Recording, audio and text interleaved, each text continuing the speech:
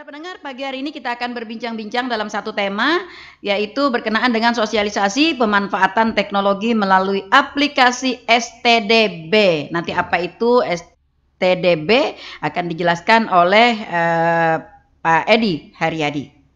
Langsung Pak, silahkan. Oke, terima kasih Bu. Sebelumnya ulun menyapa rekan-rekan masyarakat Tanah Laut. Selamat pagi dan salam sejahtera untuk kita semua. Baik, terkait dengan tema pada pagi hari ini yaitu teknologi aplikasi STDB. Yep. Nah, STDB itu singkatan dari Surat Tanda Daftar Usaha Perkebunan untuk Budidaya, Bu. Nah, khususnya kita di Kabupaten Tanah Laut, STDB ini diterbitkan untuk mendaftarkan kebun-kebun kelapa sawit rakyat yang ada di Kabupaten Tanah Laut. Nah, jadi sebelum memasuki aplikasi STDB, ulun sedikit menerangkan dari mana asal muasal kita melakukan program kegiatan STDB ini. Betul. Nah, STDB ini merupakan salah satu program dari Kementerian Pertanian.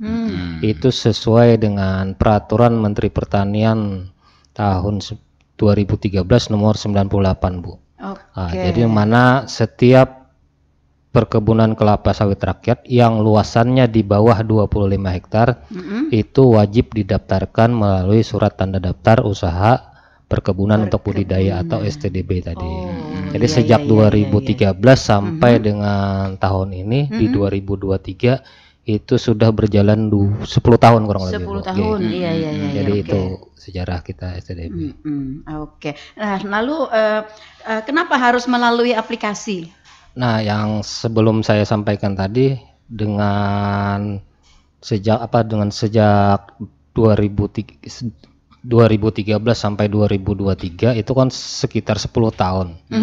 Nah, dari rentang 10 tahun itu proses penerbitan STDB di Kabupaten Tanah Laut itu dirasa sangat lambat gitu, nah proses penerbitannya. Proses penerbitan yang tidak melalui aplikasi. Ya, selama ini kan penerbitan manual. Nah, karena dirasa sangat lambat dari evaluasi kita dalam rentang 10 tahun itu hanya sekitar 10% dari luas perkebunan kelapa sawit rakyat yang sudah terdaftar STDB-nya. Selama 10 tahun ya, 10%. Dari sekarang kan luas perkebunan kelapa sawit rakyat itu 12.622 hektar. Jadi 10%-nya baru sekitar 1.200-an hektar yang terdaftar dan mempunyai izin ya. Jadi ada beberapa kendala selama ini yang kami hadapi dalam proses penerbitan STDB. Yang pertama adalah bagaimana peranan masyarakat sendiri, kesadaran masyarakat sendiri dalam mendaftarkan STDB itu tadi, kebun kelapa sawitnya. Kemudian peranan masyarakat ini dirasa lambat karena mereka juga kayaknya terlalu repot, Bu, harus datang ke kantor, harus datang untuk mendaftarkan kebun kelapa sawitnya, karena salah satu persyaratan untuk mendaftarkan STDB itu adalah melampirkan fotokopi KTP, kemudian fotokopi KK, serta legalitas alas hak mereka, alas kebun mereka berupa sertifikat atau sporadik atau. Nah, jadi karena mereka merasa repot atau apa kan harus datang ke kabupaten, sedangkan sebaran kebun kelapa sawit rakyat kan menyebar di seluruh luas, di seluruh 11 kecamatan ya. Dirasa mereka juga agak repot, jadi proses penerbitan jadi lambat. Nah, beranjak dari kendala-kendala itulah kami mencoba terobosan menggunakan aplikasi yang namanya STDB Tala, Bu. Nah, karena kan sekarang ini semuanya serba teknologi lah. Betul, pertama masyarakat juga rata-rata sekarang sudah memiliki HP Android misalnya handphone. Jadi kita cobalah mendekatkan aplikasi ini langsung ke masyarakat dengan HP Android, mereka bisa langsung tidak perlu datang ke kantor gitu ya. Artinya di rumah pun mungkin saat-saat beristirahat ya masih bisa mencet-mencet gitu ya untuk melakukan pendaftaran. Oke. Nah, lalu apa saja nih Mas Edi manfaat dari mereka mempunyai surat tanda daftar perkebunan ini? Yang pertama memang karena tadi di dalam Peraturan Menteri Pertanian kan salah satu kewajiban dari pekebun kelapa sawit rakyat. Kemudian yang kedua adalah seluruh kegiatan yang sumber pembiayaannya dari pemerintah, baik itu APBD 2 atau APBD provinsi dan apalagi dari APBN atau kementerian, itu sumber datanya harus memiliki STDB tadi. Nah, jadi masyarakat yang ingin mendapatkan fasilitasi bantuan itu harus terdaftar dulu dalam bentuk STDB tadi. Nah, kemudian yang ketiga adalah dengan adanya aplikasi STDB ini juga mereka nantinya lewat HP Android itu bisa melihat sebaran kelapa sawit rakyat di Kabupaten Laut. Karena di sebaran aplikasi petanya itu dapat diidentifikasi kebun CA lokasinya di desa apa, kebun CB lokasinya di desa apa. Di sana sudah terlihat. Jadi masyarakat umum bisa melihat kira-kira sebaran kelapa sawit rakyat di Kabupaten Laut ini. Oke, iya. Lalu untuk tadi berkaitan dengan poin yang kedua, jadi tentang manfaat dari STDB ini tadi, adanya mungkin guliran nanti bantuan atau fasilitasi dari pemerintah. Selama ini apa yang sudah kita dapatkan, Mas Edi? Jadi khususnya di bidang perkebunan ya ada beberapa kegiatan yang memang secara rutin kita laksanakan.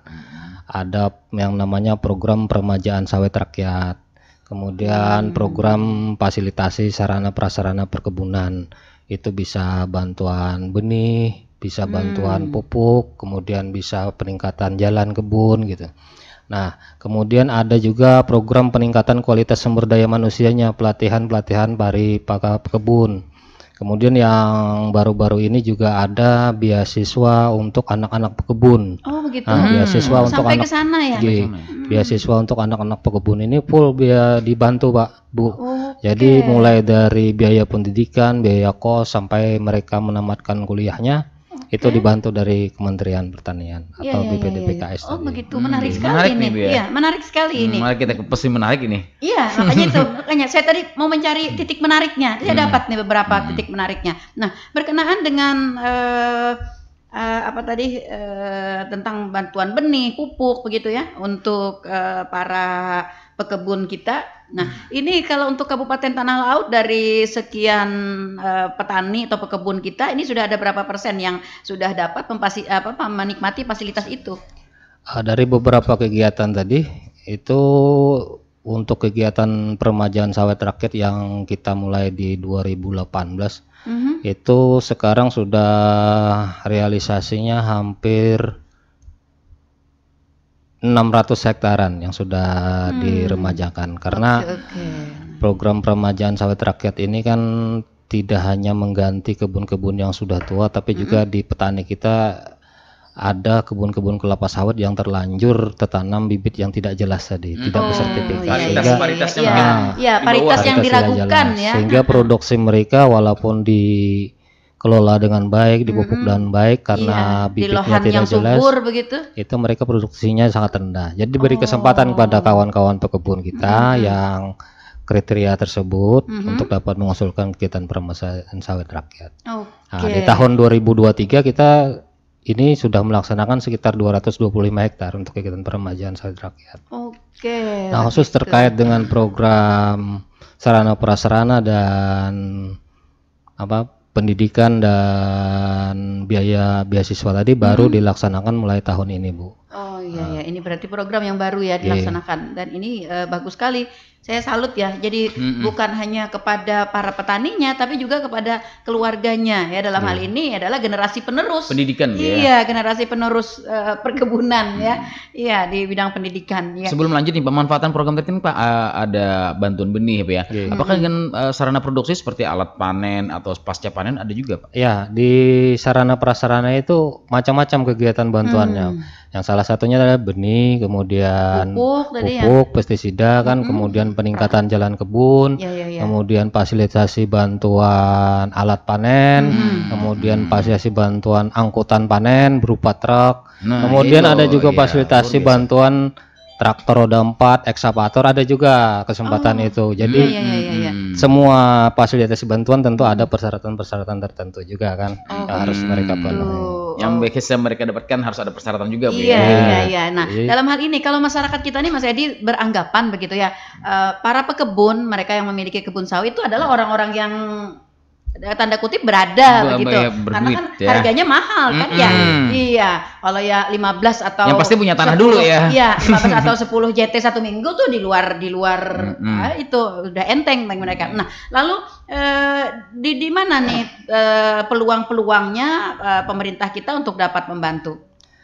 Jadi yang asal-muasal dikenalnya budidaya kelapa sawit ya, yang untuk khusus dibudidayakan oleh masyarakat itu kan sejak tahun 2003 dan 2004. Iya. Nah, artinya berbarengan dengan pada waktu itu perubahan komoditas dari tebu ke kelapa sawit. Kelapa sawit, betul. Ingat saya. Jadi petani-petani plasma eks tebu kemarin itu tahun 2003 dan 2004 itu difasilitasi bantuan benih.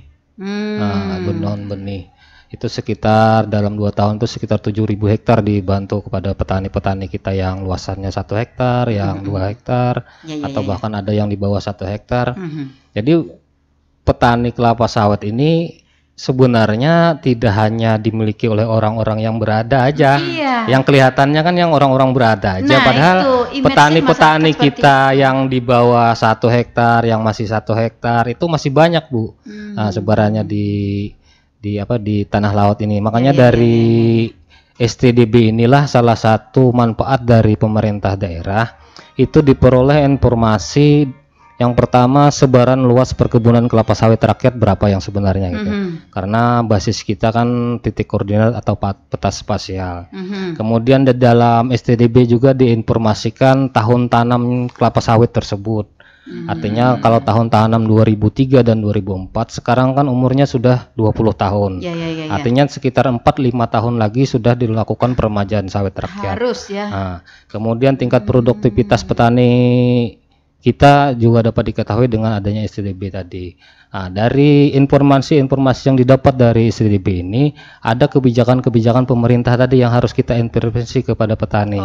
Misalnya kalau mau menjelang waktu masa peremajaan sawit rakyat karena tanaman kelapa sawitnya sudah tua, itu ketersediaan benih atau bibit harus tersedia nantinya di 4-5 tahun ke depan. Artinya kalau luasan 7.000 hektar tadi mau direplanting, diremajakan, berarti seluas untuk keperluan benihnya kan untuk 7.000 itu harus tersedia. Seperti itu ya, memastikanlah pemerintah ya, gitu nanti yang kalau yang menyediakan nanti kita pihak swasta. tersedia benih atau bibit itu baik di tingkat penangkar atau pemerintah, nanti ujuk-ujuknya petani akan kembali membeli bibit-bibit yang tidak jelas lagi. Itu yang abu-abu itu tadi, manfaat dari pemerintah daerah. Kemudian juga kalau tingkat produktivitasnya petani masih rendah, kira-kira kendalanya apakah mereka perlu stimulan, bantuan pupuk atau apa itu. Jadi arah kebijakan dapat dilihat dari STDB tadi, Bu. Oke, Mas Edi, ini menarik sekali. Kalau misalnya nih pada saat ini kan tadi yang bantuan benihnya tuh di 2003-2004 ya. Nah, pada saat ini misalnya nih ada petani kita yang ingin memulai, ini taruhlah misalnya pegawai negeri seorang pensiunan begitu ya. Nah, ingin memulai. Ini apakah bisa menikmati fasilitas dari pemerintah dengan mendapatkan bantuan bibit gratis begitu, kemudian pupuk dan lain-lain begitu? Kalau untuk petani pemula bisa aja, Bu. Yang penting pertama salah satu syarat untuk fasilitasi bantuan kan kita memberikan bantuan tidak secara individu, Bu. Mereka harus tergabung dalam suatu kelembagaan yang namanya tadi bisa kelompok tani, bisa gapoktan gitu. Nah, sepanjang mereka bergabung dalam kelembagaan itu kita welcome untuk memberikan fasilitasi bantuan gitu. Terima kasih. Begitu. Nah, ini yang ingin saya. Apakah seluruh para pekebun kita di Kabupaten Tanah Laut sudah dibentuk? Kalau pertanian kan ada gapoktan begitu ya. Nah, kalau perkebunan ini apa? Gapokton, gapokbun apa sih? Apa kelompoknya apa? Kalau kelembagaan petani sama aja, Bu. Artinya satu kelompok tani itu mereka berbagai macam kegiatan usahanya. Begitu. Ada yang cuma petani padi aja, tapi juga mereka kadang-kadang juga punya karet, kemudian punya sawit. Jadi kelembagaan petani itu cuma satu, Bu. Ya namanya kelompok tani tadi, nggak ada kelompok Poktan tani gitu ya? perkebunan, kelompok tani tanaman pangan, nggak ada. Jadi gitu, satu iya, kelompok iya. tani gitu Oke, aja. oke, Jadi oke. bagaimana Pak dengan STDB? Sedangkan aplikasi ini adalah untuk perorangan ya, untuk bisa melakukan mengupdate data mereka perkebunan. Jadi sedangkan yang mendapatkan pemanfaatan ini adalah kelompok tani. Jadi bagaimana hubungannya nih dengan STDB ini? Jadi kita sasarannya memang untuk perkebunan kelapa sawit rakyat kan kadang-kadang juga ditemui pekebun kita yang masih belum memiliki atau bergabung dalam kelembagaan. Nah, arahnya kami meminta untuk pekebun yang masih dalam tersendiri atau belum bergabung, kita arahkan bergabung ke kelompok-kelompok yang terdekat. Dengan adanya penggabungan ke kelompok itu kan kita tawarkan lagi bantuan ke kelompok taninya gitu. Kalau secara individu kita belum bisa memfasilitasi bantuan. Secara individu jadi kan yang peraturan keuangan kita memang tidak membolehkan bukan gitu. Makanya kita arahkan untuk bergabung ke kelompok tani. Oh, jadi mungkin didaftarkan ke dari dinas tahu jadinya ya setelah masuk di STDB ya. Oh, ini masih belum terdaftar, jadi dari dinas mungkin yang bisa menganjurkan, mendorong begitu ya, mendorong untuk bergabung di kelompok tani. Betul. Nah, dari kelompok tani ini nanti ada lagi Gapoktan, gabungan kelompok taninya, per kecamatan kalau tidak salah itu. Satu desa satu Gapoktan misalnya. Satu desa satu Gapoktan. Oke, satu desa itu biasanya ada berapa kelompok? Macam-macam, Bu. Ada yang sampai 14 kelompok satu desa, ada yang 3 kelompok, 9 kelompok. Luar biasa, ya. Nah, dalam satu desa mereka bergabung dalam satu Gapoktan. Satu kelompok ada persyaratan nggak harus berapa orang? Minimal kadang-kadang mereka itu sampai 25 orang, Bu. Satu kelompok. Tapi ada juga yang 15 orang, ada yang 10 orang, tergantung komunitas mereka di wilayah. Satu kelompok itu haruskah satu spesies, maksudnya apa sih? Satu usaha. Ya, satu usaha satu. Enggak mesti satu usaha, Bu, karena di dalam satu kelompok kan anggota-anggotanya memiliki banyak kegiatan usahanya. Ada yang petani, ada yang di karet misalnya, ada yang di horti misalnya kan. Oh, begitu. Ada yang jadi STDB ini masuk juga ya perkebunan ya. Perkebunan. Jadi bukan hanya kelapa sawit ya. Kelapa sawit. Bukan.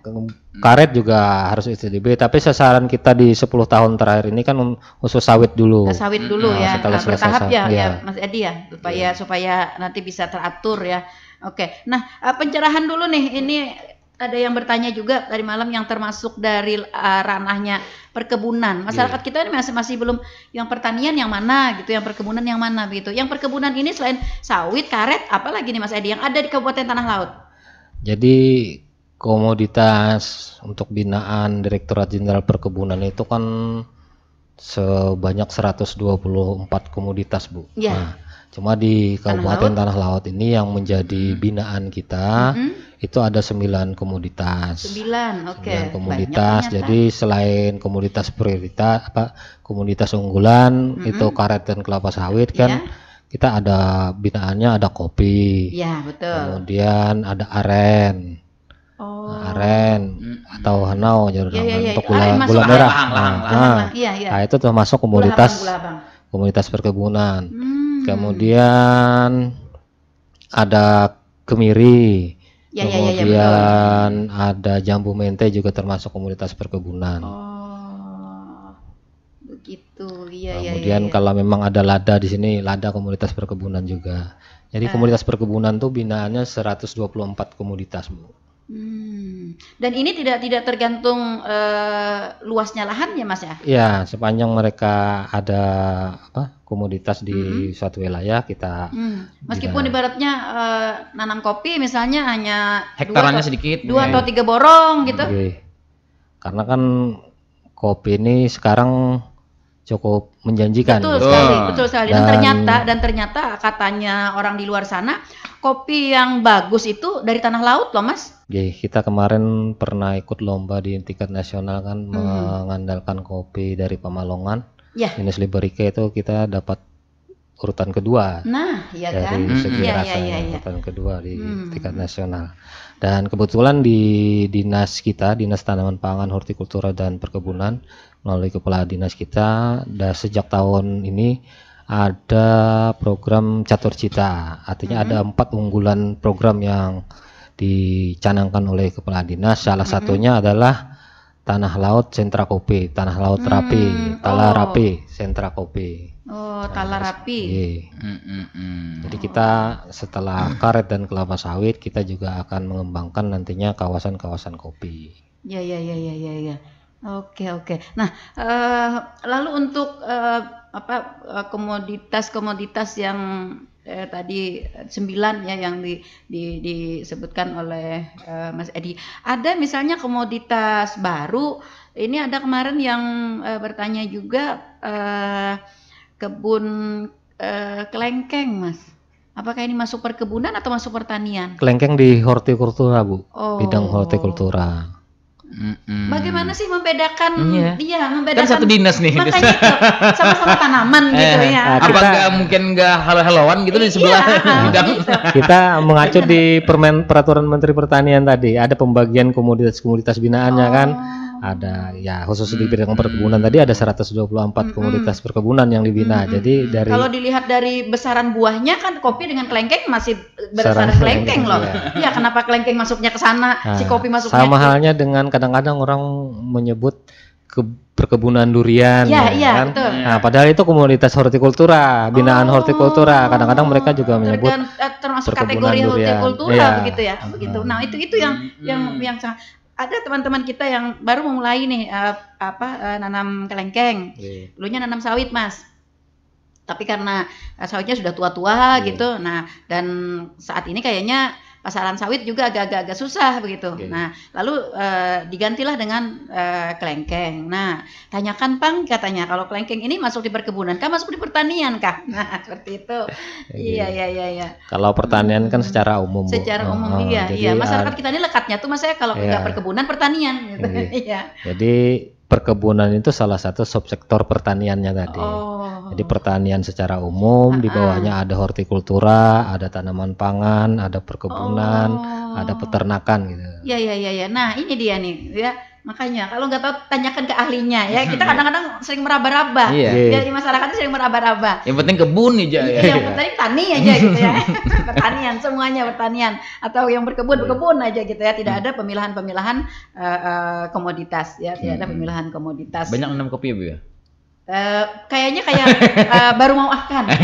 Baru mau akan. STDB ini Pak, kalau mungkin dari masyarakat tersebut berpindah komoditinya, berpindah ke komoditi lain, apakah STDB yang di sawit itu gugur? Gugur secara otomatis. Jadi STDB ini berlaku sepanjang mereka usahakan komoditas itu. Apabila mereka mengganti komoditas, maka STDB itu tidak berlaku lagi. Ataupun kalau kebunnya mereka jual ke pemilik lain, maka STDB sebelumnya juga tidak berlaku dan akan dimintakan kembali STDB yang baru sesuai kepemilikan yang baru. Gitu. Berlakunya STDB ini ada rentang waktunya nggak Mas Edi? Expirednya? Iya. Tidak ada Bu, sepanjang mereka mengusahakan perkebunan itu. Misalnya kalau kelapa sawit. Tidak ada perubahan maksudnya. Selama masih menanam ya Pak ya? Selama masih menanam dan tidak ada perubahan. Kalau misalnya ini perubahan luas lahan, apakah harus bikin lagi? Bikin lagi Bu. Nah, penambahan luas lahan bikin lagi. Oh iya, oke. Jadi bukan per owner bukan ya, bukan nama data pemilik bukan ya. Iya, bukan. Artinya dalam kurun waktu nanti ada target misalnya kita berapa tahun ya. Ini berarti seluruh para pekebun kita ini sudah dapat terdaftar semua gitu ya. Oke. Target kami di 5 tahun ke depan Bu, di 2028 itu paling enggak semua seluruh perkebunan kelapa sawit rakyat ini kan sudah terdaftar. Karena memang di tahun 2028 itu nantinya masa-masa peremajaan sawit secara serentak nanti di Kabupaten Laut. Yang umur tanam tahun 2003-2004 tadi. Oke. Untuk memperjelas masyarakat nih Pak, STDB ini kan ada pemanfaatan program-program. Bukan STTB, STDB. STDB ini Pak, kan pemanfaatannya nanti kan buat petani-petani yang bisa mendapatkan dana, mungkin dana hibah atau bantuan ya. Jadi apakah mungkin bagi ini tidak perlu mendaftar buat yang hektarnya banyak 25 hektar mungkin seperti itu? Yang STDB tadi kan sebagaimana sebelumnya itu untuk pekebun atau petani-petani kita yang memiliki luas lahan di bawah 25 hektar. Di bawah ya. Nah, kalau masyarakat atau pekebun yang memiliki luas lahan 25 hektar ke atas, itu mereka wajib memiliki izin usaha nantinya. Oh, izin usaha. Nah, izin usaha itu setara dengan perusahaan kan. Nah, jadi di sini mereka sebenarnya kadang-kadang juga kita temui petani-petani kita yang memiliki luas lahan di atas 25 hektar. Kita arahkan juga sebaiknya Bapak menggunakan perizinan. Bukan STDB, bukan ya. STDB. Itu. Pada halus sedikit aja ke STDB. Iya. Dapat bantuan aja. Iya, supaya ada bantuan ya kan. Lawan supaya mudah mendaftarnya, supaya mudah. Nah, berkaitan dengan pendaftaran ini, Mas Edi, yang asalnya manual, terus kita ke aplikasi begitu ya. Apakah para petani kita ini sudah diberikan semacam kayak pembekalan mungkin, atau ada simulasi, atau bagaimana cara mereka melakukan pendaftaran melalui aplikasi tersebut? Ya Bu, sejak di Juli tadi ya, dengan adanya aplikasi ini kita secara simultan lah, paralel melakukan sosialisasi baik di tingkat kabupaten. Kita mengumpulkan petani dan petugas di kecamatan kan, kita Dinas Pertanian juga memiliki penyuluh atau ya, betul. BPP di kecamatan. Jadi kita beri sosialisasi di tingkat kabupaten, kemudian setelah itu kita sosialisasi lagi di tingkat kecamatan dan desa Bu. Nah, kebetulan hari ini kami akan melaksanakan kegiatan sosialisasi ini di Kecamatan Jorong, di BPP Jorong. Gitu hari Senin kemarin kita sudah di Kintab gitu. Jadi secara paralel kita terus sosialisasikan tentang pemanfaatan teknologi aplikasi STDB ini. Oke. Nah, lalu berkaitan dengan itu juga, apakah Dinas Tanaman Pangan, Hortikultura dan Perkebunan ini juga menerbitkan mungkin buku petunjuk untuk aplikasi itu? Siapa tahu saat-saat sosialisasi ini tidak terlalu paham gitu. Kalau buku manual kita tayangkan di YouTube aja Bu, di YouTube-nya kan ada untuk panduan. Tutorial di YouTube-nya kita bikinkan. Nanti kita bagikan nanti pada saat sosialisasi pada rekan-rekan petugas, rekan penyuluh. Nah, selain itu juga kita waktu sosialisasi juga melakukan uji coba atau simulasi Bu, tentang pendaftaran STDB lewat aplikasi ini. Artinya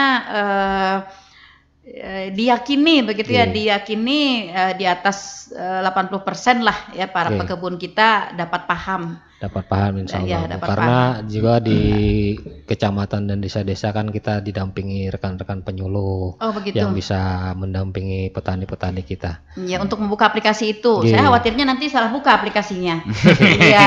Kok lama sekali di aplikasi itu gitu kan ya. Belum masuk daftarannya. Ternyata aplikasinya lain. Ini Pak, sebelum proses penerbitan mungkin terdaftar di STDB ini, dari dinas sendiri bagaimana Pak untuk mengetahui Pak ini memverifikasinya atau validasinya bagaimana? Nah, nanti setelah mereka mendaftarkan lewat baik petugas kecamatan atau mereka sendiri mendaftarkan lewat aplikasi itu kan, nah kami di dinas ada admin kabupatennya, admin kabupaten untuk melakukan verifikasi terhadap data yang mereka masukkan. Nah, salah satu syarat yang harus kami terbitkan STDB adalah pertama tidak berada dalam kawasan hutan tadi. Nah, tidak berada dalam kawasan hutan, kemudian tidak tumbang tindih dengan HGU atau perizinan usaha lainnya. Nah, setelah clear itu baru kita tidak berbeda namanya ya, nama pemilik lahan dengan nama yang daftar, nama alas hak ya Pak. Nanti kami dari kabupaten tentunya akan memverifikasi ke lapangan juga Bu, karena melakukan titik koordinat. Betul. Kalau nggak ke lapangan kan kami harus ke lapangan. Cuma ada bantuan gitu ya. Kami harus ke lapangan. Petugas kami harus ke lapangan untuk memastikan titik koordinat kira-kira kebunnya itu benar nggak posisinya. Iya betul sekali. Betul. Jujur kan amuninya juga. Makanya itu kan ini kan jujur kada mesti ampun kawan ya Pak. Ampun kawan didaftarkan. Betul sekali. Kawannya kan tahu. Tiba-tiba aja terdaftar sudah turun bantuannya. Luar biasa ternyata. Oke, baik. Dalam rangkaian pendaftaran melalui aplikasi STDB ini, bagaimana Pak Mas Edi, tanggapan atau respon dari para pekebun kita? Karena begini, dari image saya ya, dari image saya tadi saya sudah mengatakan tadi, image masyarakat kalau teman-teman pekebun ini relatif orang-orang yang berduit lah istilahnya ya. Nah, apalagi kalau sawit kan mahal nih ya.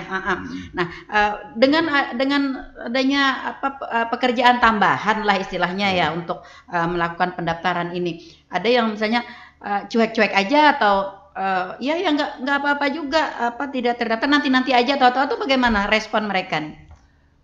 Jadi gini, kami beranjak dari evaluasi tadi dalam tentang waktu 10 tahun tadi yang diterbitkan STDB kan baru sekitar 1.300 dalam rangka sekitar 1.300-an. Nah, dalam evaluasi kami dalam 1.300 kita coba nantinya di dalam 2 bulan ini minimal di 137 lah, atau karena rata-rata kan dalam 10 tahun dibagi 10 tahun 1.307 tadi itu sekitar 137 per tahunnya. Nah, kita coba dalam waktu 2 bulan dengan aplikasi ini antara Juli sampai Agustus.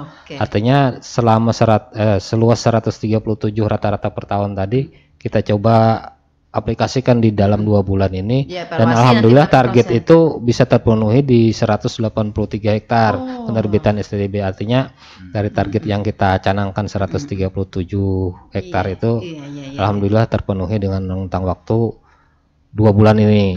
Artinya dengan kesadaran masyarakat cukup tinggi ya. Pertama kesadaran masyarakat meningkat, kemudian dibantu juga kita dengan kemudahan aplikasi tadi kemudian rekan-rekan penyuluh kita juga ikut andil bagian dalam proses bekerja dengan maksimal untuk melakukan pendampingan, untuk mendorong mereka melakukan pendaftaran itu begitu ya. Iya, luar biasa. Nah, saya ke bantuan beasiswa untuk anak-anak pekebun. Nah, ini sejak kapan nih Mas Edi program ini? Sejak tahun 2022 Bu, tahun kemarin sudah. Jadi dana beasiswa, dana permajaan sawit, dana sarana prasarana itu dihimpun oleh yang namanya Badan Pengelola Dana Perkebunan Kelapa Sawit di Kementerian Pertanian. Nah, dana itu diperoleh dari pungutan ekspor CPO Indonesia ke luar negeri kan, dipungutlah dana biaya cukai atau dana retribusi lah dari pengekspor CPO, kemudian dikembalikan lagi ke petani-petani kita dalam bentuk program kegiatan tadi. Salah satunya program permajaan sawit rakyat yang dibantukan 30 juta per hektar untuk kegiatan permajaan sawit rakyat, kemudian kegiatan bantuan sarana prasarana tadi termasuk bantuan kegiatan beasiswa untuk anak-anak. Jadi alhamdulillah di tahun ini tadi sejak tahun kemarin diberlakukan atau program kegiatan itu kan kita ada 2 anak pekebun kita yang sudah dalam tahap verifikasi dari Kementerian Pertanian untuk mendapatkan beasiswa itu. Itu anak petani yang ada di Simpang 4 Sungai Baru, Kecamatan Jurung ya. Kemudian ada yang di Desa Damar 5 Kecamatan Batu Ampar. Ada 2. Dan mudah-mudahan nantinya pada saat verifikasi di kementerian juga mereka mendapatkan kesempatan lolos lah sebagai mahasiswa yang mendapatkan beasiswa pendidikan. Apakah untuk biaya pendidikan ini hanya di level mahasiswa atau bisa masih di level bawah begitu Mas Edi? Sekarang ini cuma untuk anak-anak pekebun yang lulusan SMA yang mau melanjutkan perguruan tinggi itu, dan perguruan tingginya pun ditentukan oleh mereka Bu, Kementerian Pertanian.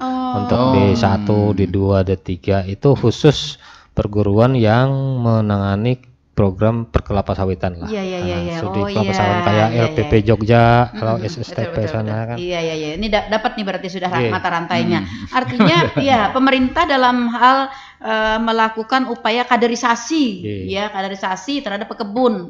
Karena selama ini sama dengan petani juga, bahwa image dari masyarakat kita para petani itu adalah golongan senior. Golongan senior seperti saya gitu ya. Jadi milenial kan masih tidak berminat ke sana begitu. Nah, ini mungkin salah satu upaya juga. Kalau di pertanian kan sudah ada petani milenial ya. Sudah ada melalui program YES gitu ya. Nah, ini berarti di bidang perkebunan arah-arahnya ke sana juga begitu. Ini pertanyaan sedikit goyang dikit ya. Apakah menyentuh juga Pak beasiswa ini dengan pekerja sawit yang bukan owner? Bisa untuk untuk sasaran beasiswa ini kan selain anak pekebun, kemudian anak karyawan yang bekerja di perkebunan kayak pabrik perkebunan misalnya. Itu anak-anaknya anak buruh yang buruh pekebun, kemudian anak-anak penyuluh yang di pertanian juga diberi kesempatan gitu. Jadi bukan anak pemilik kebun bukan ya. Jadi pekerja juga bisa. Pekerja yang memang untuk Bisa. di sekitaran perkebunan kelapa sawit. Iya. Misalnya anak karyawan pabrik sawit CPKA atau PTP itu diberi kesempatan. Atau misalnya anak buruh buruh ngambil, panen sawit. buruh panen itu. Iya. misalnya. Kadang yang punya ini kan udah kaya ya Bu ya. Iya, 25 hektar lebih lah. Jadi iya. di situ kan mereka dipekerjakan Pak. Pekerja-pekerja Banyak dia sawitnya. merekrut pekerja ya. Merekrut pekerja. Nah, ini di sini bisa menjangkau di sana Pak ya. Iya. Beasiswa ini Pak ya. Silakan. Oh iya, silakan silakan juga tuh. Iya, makanya dalam kesempatan gimana Pak? Agak ragu gimana Pak? Coba silakan Pak, karena jangan ragu-ragu. kesempatan itu selalu ada Bu. Selalu ada. Kesempatan selalu ada dan Selama ada tentunya berkaitan ada ya dengan administrasi perkebunan. atau seleksi-seleksi yang harus mereka tempuh kan. Sepanjang Iya. mereka bisa menempuh seleksi itu. Oke, sepanjang mereka memenuhi persyaratan yang ditentukan oleh kementerian begitu. Iya. Lalu dalam hal ini bagaimana langkah pertama, langkah yang harus dilakukan oleh mereka yang terkait dengan ingin mendapatkan fasilitas beasiswa ini bagi anak-anak mereka? Yang pertama nanti di setiap tahunnya ada pendaftaran secara online Bu. Dari kementerian mereka menyebarkan pendaftaran secara online dan kami pun membagikan pendaftaran itu ke penyuluh-penyuluh. Wah, jadi silakan misalnya kalau sudah mau lulus SMA anak-anak pekebun atau anak lulus SMK, silakan aja ditanyakan informasi adakah sudah pendaftaran untuk beasiswa untuk anak-anak pekebun atau karyawan-karyawan pekebun gitu. Oke, artinya karena ini kan prosedurnya ke pusat ya, prosesnya ke pusat ini kan memakan waktu cukup lama. Berarti diharapkan orang-orang mendaftarnya itu mungkin di awal-awal tahun mereka sudah kelas 3 mungkin Iya, jangan sampai di akhir. Karena kan kalau di akhir nanti akan ketinggalan nih. Biasanya di Maret dan April mulai ada pendaftaran. Iya. Oke, seperti itu. Nah, ini yang masih belum familiar di masyarakat Mas Edi. Karena memang baru Bu. Baru. Nah, lalu apakah sosialisasi pemanfaatan teknologi aplikasi STDB ini juga sekaligus?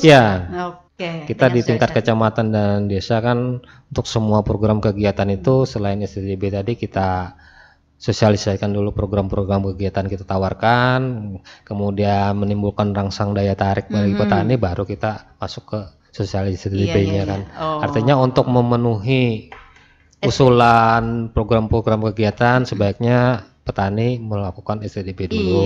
Iya. Awal pangkal yang harus dimiliki itu adalah STDB dulu ya. Jadi dengan adanya STDB ini akan dapat mengakses semua program-program, semua fasilitas-fasilitas yang diberikan oleh pemerintah. Seperti itu ya, termasuk tadi untuk beasiswa. Saya kenapa jadi menanyakan adanya sosialisasi ini? Karena menurut evaluasi dari tahun 2022-2023 hanya ada 2 orang.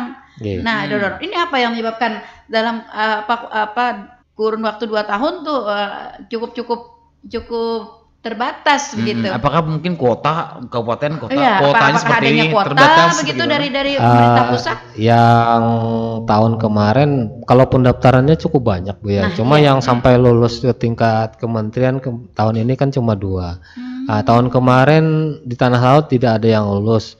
Di kabupaten lain aja ya, atau secara Kalimantan Selatan tahun kemarin hanya 4 orang juga yang lulus administrasi tahapan seleksi. Iya. Apakah terlalu susah persyaratannya atau bagaimana?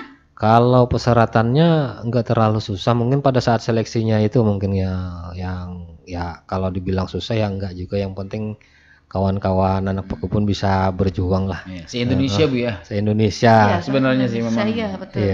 Betul. saya lebih apa ya, lebih inginnya begitu, lebih inginnya lebih banyak ya, lebih banyak anak-anak pekebun kita ya yang dapat mengakses ini, karena ini adalah sebuah kesempatan yang yang luar biasa. Kan tadi disebutkan oleh Mas Edi, bukan hanya biaya pendidikan, tapi biaya kos-kosan juga, biaya makan minumnya juga. Iya. Jatah hidupnya. Nah, iya, jaduknya juga kan akan dipenuhi oleh kementerian. Nah, itu yang menarik sekali bagi saya begitu. Karena memang seluruh Indonesia, kita juga tidak tahu kira-kira patokan atau target secara nasional kan berapa orang yang untuk per tahunnya itu. Oke. Lalu dinas di Stan Horbun ini sendiri, apakah dalam kurun waktu 2 bulan ini mengevaluasi ini apa nih yang menyebabkan anak-anak pekebun kita nih tidak bisa lolos ke sana begitu. Nah, lalu dengan kita tahu mengevaluasi, kita akan dapat mencari solusinya, mendampingi mereka begitu, atau memberikan pembekalan kepada mereka. Ya, jadi yang pertama ya, kesulitan mereka ada yang namanya persyaratan. Salah satu tadi adalah surat pernyataan, misalnya surat pernyataan, kadang-kadang surat pernyataan kesediaan orang tua selama pendidikan. Kadang-kadang juga ada juga yang orang tua karena pendidikan ini kan tidak ada yang di Kalimantan, Bu. Ya, betul. Nah, untuk perkebunan ada yang di Jogja, ada yang di Jawa Barat, di Bogor misalnya. Susah jadi berpisah dengan anak. kayaknya ada yang ke sana. Nah, Ya. Oh, begitu. kalau dari segi administrasi, dokumen administrasi yang itu, yang kemudian juga kemampuan akademis anak pekebun juga diperhitungkan kan ada tes seleksi itu tadi. Nah, di situ yang saya maksudkan tadi ya, untuk hal-hal yang akademis misalnya yang bisa kita kita berikan pembekalan kepada mereka begitu. Karena jujur mungkin kalau di sekolah, apalagi secara umum ya, mereka mungkin mendapatkan materi perkebunan ini hanya terbatas. Nah, itu. Karena dalam 2 tahun ini pun kita belum ada misalnya tes akademis tuh kira-kira seperti apa sih, pertanyaannya kita belum dapat juga, Bu. Belum dapat, artinya gambarannya itu seputaran apa? Apakah seleksi umum, mata pelajaran umum atau apa, kita karena semuanya dilaksanakan oleh kementerian, kita belum dapat informasi. Lalu anak-anak kita yang berdua ini sudah sampai di tes mana? Di kementerian sudah. Tinggal satu tahap lagi kan mereka udah. Iya, oke. Ini berarti mereka sudah melewati di seleksi tes akademis tadi ya? Oke. Nah, ini nanti kita berharap kalau mereka sudah lolos begitu, nah mereka ini dapat menjadi tutor lah nanti ya. Iya, buat kawan-kawan adik-adiknya nanti di sini. Kamu harus begini, Iya, kiat-kiatnya seperti ini. Karena dimanapun ya, bukan hanya sekedar mengandalkan intelektual. Kalau tes seperti ini, apalagi kalau berkenaan dengan CAT ya, tesnya komputerisasi. Nah, tentu ada kiat-kiat khusus juga yang harus mereka kuasai begitu. Nah, inilah butuhnya ada tutornya begitu, yang sudah pernah bercebur di situ dan berhasil gitu ya. Kamu harus tahu caranya megang cangkul gimana gitu. Teknisnya. Iya, nanti ditanyakan di situ, ada yang megang cangkul, dari bawah Kak. Nah, kamu nanti jawab dari atas ya, jangan dari bawah. Ya, nanti kita tanyakan. Iya. Yang Kita berharapnya seperti itu. Kira-kira tahapannya seperti apa ya. Betul. Kita hadirkan nanti ya. Iya, saya karena sayang sekali menurut saya nih dalam pikiran saya.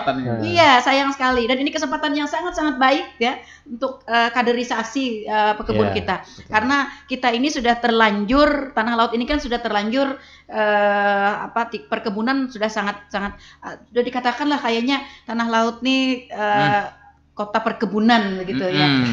Tapi kok sepi hari ini ya? Bingung. Aku kan terpesona ya, Bu ya. Iya. Pemanfaatan STDB. Ayo segera daftar STDB ya. Iya. Nah, ini tadi makanya juga yang ini jadi ketertarikan saya juga. Makanya tadi bagaimana respon dari para petani? Saya tanyakan tadi. Karena nggak ada respon di sini. Iya. Oke, ternyata mungkin karena pagi-pagi ini rekan Iwan, pagi-pagi para petani kita kan lagi di kebun. Oh iya. Iya, lagi di konsentrasi ya. Kalau ngasih pupuk konsentrasi, kalau nggak konsentrasi sambil mencet-mencet HP nanti mau tanya sini.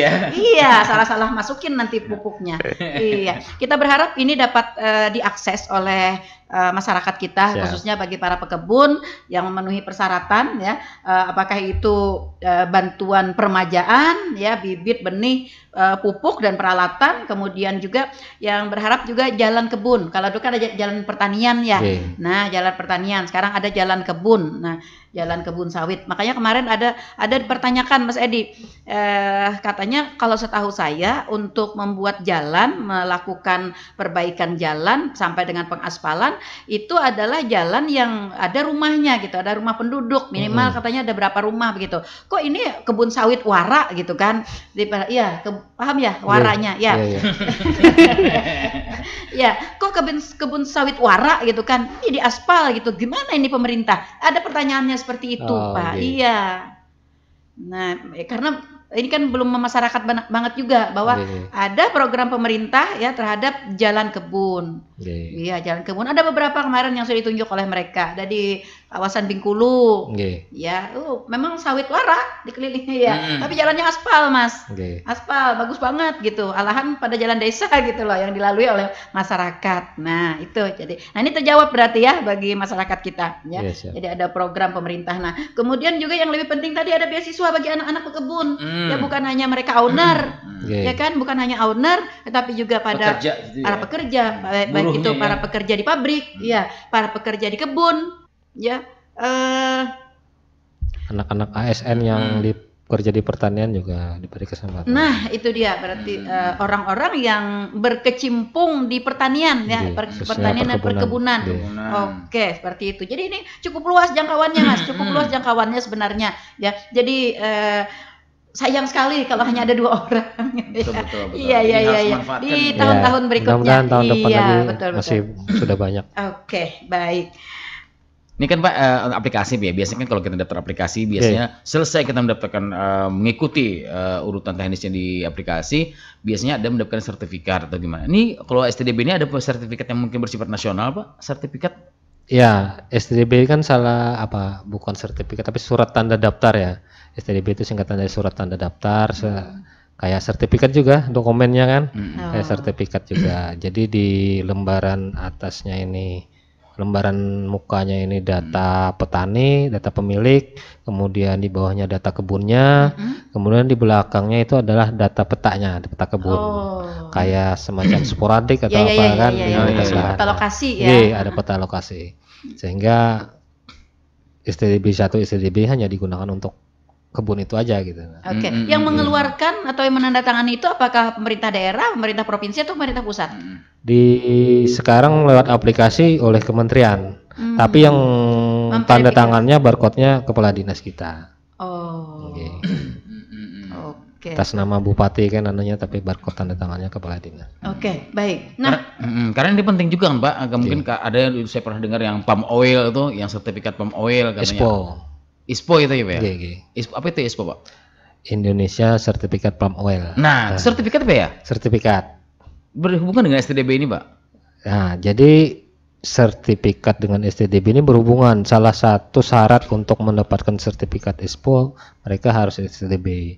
Karena sertifikat ISPO ini juga kewajiban baik itu perusahaan ataupun pekebun kelapa sawit. Karena Indonesia ini dalam mengekspor CPO kan ke negara-negara pembelinya mensyaratkan sertifikat. Dari sertifikat pertama tidak boleh berada dalam kawasan hutan mereka, syarat untuk menerima ekspor CPO itu.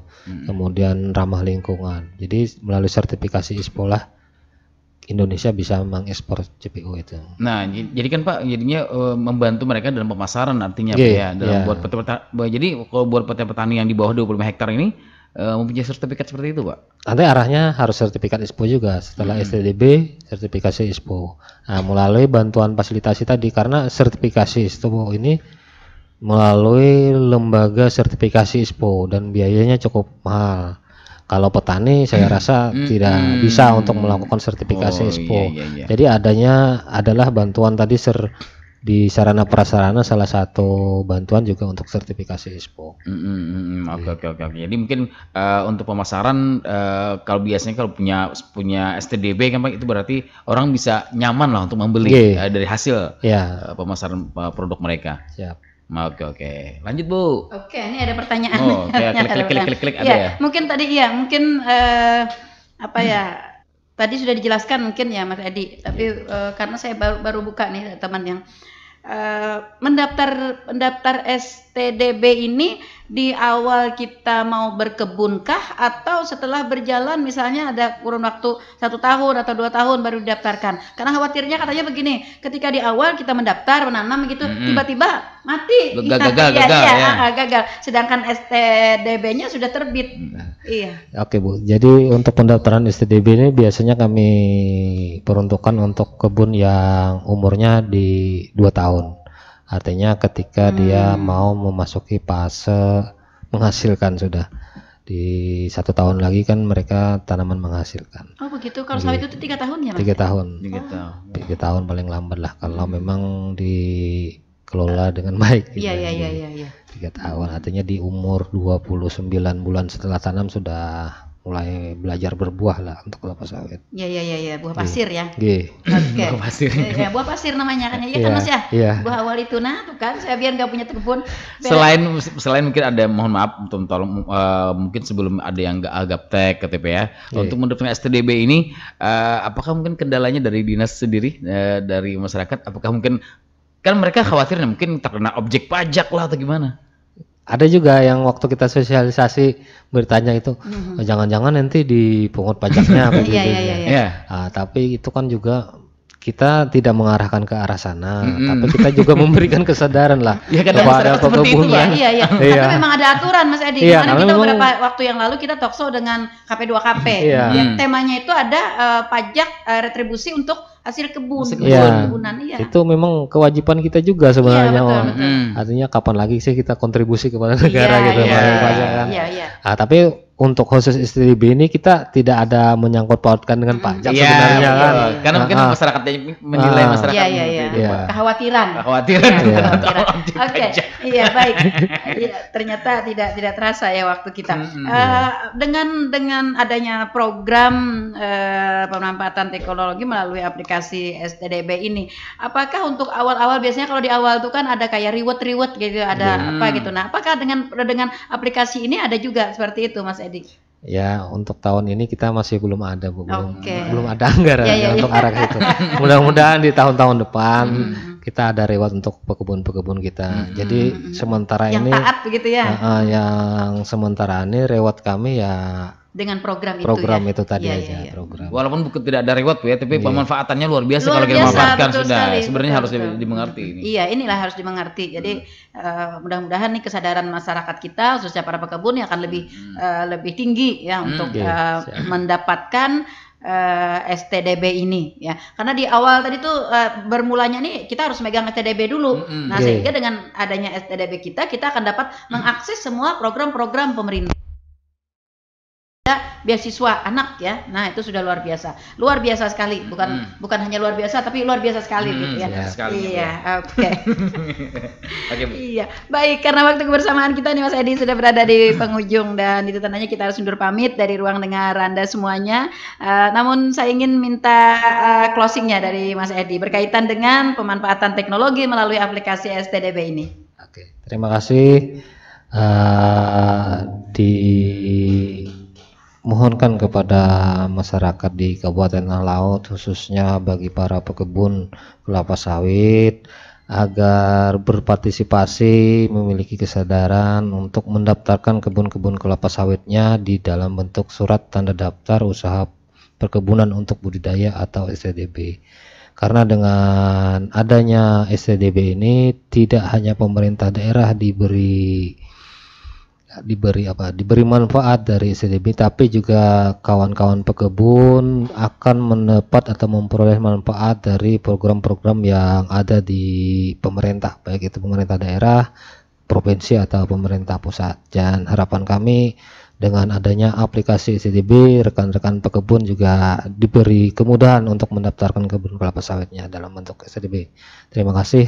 Assalamualaikum warahmatullahi wabarakatuh. Waalaikumsalam warahmatullahi wabarakatuh. Iya, betul sekali. Baik, para pendengar setia Radio Tutung Mana FM di mana saja Anda berada, sampai di sini jumpa kita di program Talkshow Tanah Laut Menyapa edisi hari ini Kamis 24 Agustus 2023. Terima kasih Mas Edi atas kebersamaannya. Terima kasih kepada para pendengar kami yang sudah setiap stay tune di 102,3 LPPL Radio Tuntung Panang FM, radio berinteraksi untuk pembangunan Kabupaten Tanah Laut. Mudah-mudahan kita dapat berjumpa kembali lain waktu dan kesempatan. Dan saya mohon maaf untuk sesuatu hal yang kurang berkenan di hati. Akhirnya saya Nelly Aryani dan saya operator